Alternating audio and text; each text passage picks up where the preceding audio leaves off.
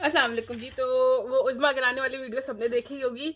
तो मैंने ये इंटरव्यू तकरीबन मेरे ख़्याल में 5-6 साल पहले देखा था, जब समीना पीरज़ादा का ये प्रोग्राम आया था, इंटरव्यू विद समीना पीरज़ादा। और ये बात मुझे बहुत हिट की थी, क्योंकि हम लोग जब बहुत दफ़ा ये कहते हैं ना, आजकल जो सारे बच्चे, वैसे हम भी ऐसे ही थे, तो वो ये कहते हैं कि हमें रोका नहीं, हमें टोकना नहीं, हमें सब पता है, हमें सब अकल है। लेकिन बहुत दफ़ा ऐसा होता है, मतलब आप भी अगर ऑनेस्टली अपने आप को कहें, तो आप भी अपनी ज़िंदगी में कहते होंगे, यार काश मुझे कोई रोक देता, काश मैं उसकी बात सुन लेता या सुन लेती, काश मैं रुक जाती या रुक जाता। तो रोकना, कोई अगर हमें रोक रहा होता है, टोक रहा होता है, तो आजकल लोग इस बात को बहुत ज़्यादा बुरा मना जाते हैं, लेकिन लिटरली इसमें भी कोई ना कोई हमारा ही फ़ायदा होता है।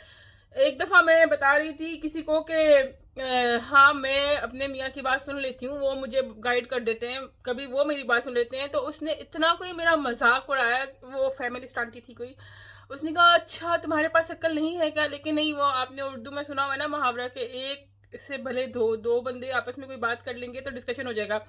तो जैसे वो कह रही थी ना कि एक बंदा जब आपको बाहर भेजता है, पार्टनर कोई भी, मियाँ या बीवी जो है, कोई भी पार्टनर, जब आप जब बाहर जाते हैं, दूसरे लोगों से मिलते हैं, या माँ बाप जब अपने बच्चों को बाहर भेजते हैं, तो वो एक आपको एतमाद या ट्रस्ट के साथ भेजते हैं, और वाकई उस ट्रस्ट को कायम रखना बहुत ज़्यादा मुश्किल होता है। मेरी अम्मी बहुत शक्की थी, मेरे अब्बू बिल्कुल नहीं थे। और वो ऐसी शक्की नहीं थी कि लिपस्टिक क्यों लगाई है, तैयार की हुई, वैसी शक्की थी, किस लड़के से बात कर रही हो, किस, बहुत शक्की थे भाई। मेरे मामू, सारे लोग इतने शक्की हैं, मैं बता नहीं सकती। तो जो है ना, मुझे आइडिया हुआ उस बात से। और वो हमेशा ये कहती थी कि तुम्हारा बाप तुम पे ट्रस्ट करता है। और पापा ने हमें कभी ऐसे नहीं कहा, लेकिन वो हमें सारा लेक्चर जो है ना ट्रस्ट का, कैरेक्टर बिल्डिंग का, वो हमारी अम्मी से मिलता था कि तुम्हारा बाप ट्रस्ट करता है, उसके ट्रस्ट को ख़राब नहीं करना। लिटरली हमें पूरे कराची में फिरते हुए भी ऐसा होता था कि जैसे हमारी माँ हमें देख रही है, और हम जो है ना इधर से उधर नहीं हो सकते। तो जो वो बात करी थी ना उज़्मा गिलानी के, जब कोई आप पे ट्रस्ट करता है, तो आपको, जब आप उसके साथ बेवफाई करते हो, डिसलॉयल्टी करते हो, तो उसको तो हिट हार्ट होता ही है। और हमने भी बहुत सारी ऐसी एग्जांपल देखी है कि एक बंदे ने, एक पार्टनर ने ट्रस्ट खराब कर दिया दूसरे का, तो फिर बंदे को दूसरे पर ट्रस्ट नहीं आता, उनका जो है ना वो मेंटल बैलेंस खराब हो जाता है। हम समझते हैं कि पता है उसमें क्या होता है, उसमें ये होता है कि ट्रस्ट कैसे, उसमें ये होता है कि लोग कहते हैं हमारे लिए ये ज़्यादा अच्छा है, हमने यहाँ बहुत सेक्रीफाइस कर दिया, हम इसको छोड़ दें, हम अपनी ज़िंदगी क्यों ख़राब करें। आपको समझ आई?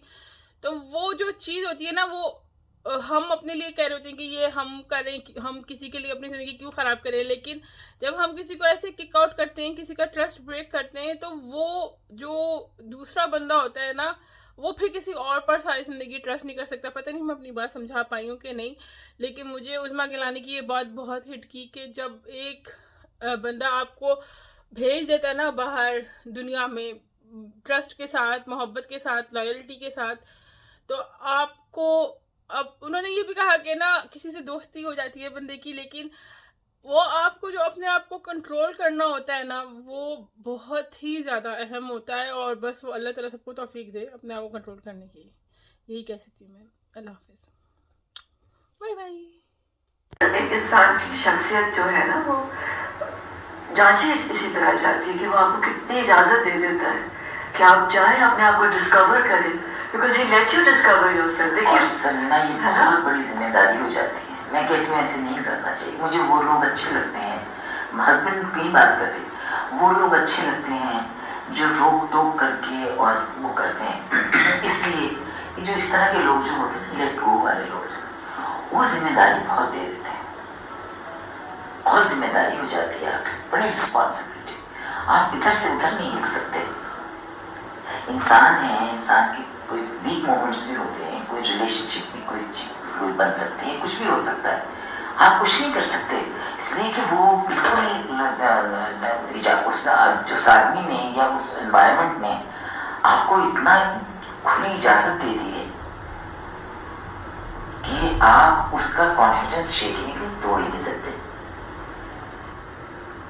लेकिन फिर आपने आप को डिस्कवर भी तो ना करती ना आप। देखिए ये बहुत बड़ा गिफ्ट था कि आपको उन्होंने जाने दिया कि अगर ये इस तरफ जा रही है रेडियो और टीवी की तरफ और एक्सप्लोर कर रही हैं और फिर लिखा आपने फिर यू नो वो आपको नहीं मिलती वो फिर रोक टोक में आप क्या कुछ कर रही होती आधा करती आधा ना करती फिर बिल्कुल भी हाँ कुछ भी नहीं फिर तो रोक टोक तो फिर पूरी होती ना है ना फिर नहीं कर फिर आप हमें तो उस वहाँ पर कभी भी ना मिलती वैसे आई थिंक हाँ जो बैकग्राउंड है उसके हिसाब से तो we can't thank him enough बस मैं भी ये कहती हूँ कि- सारे इंटरव्यूज में because he let you be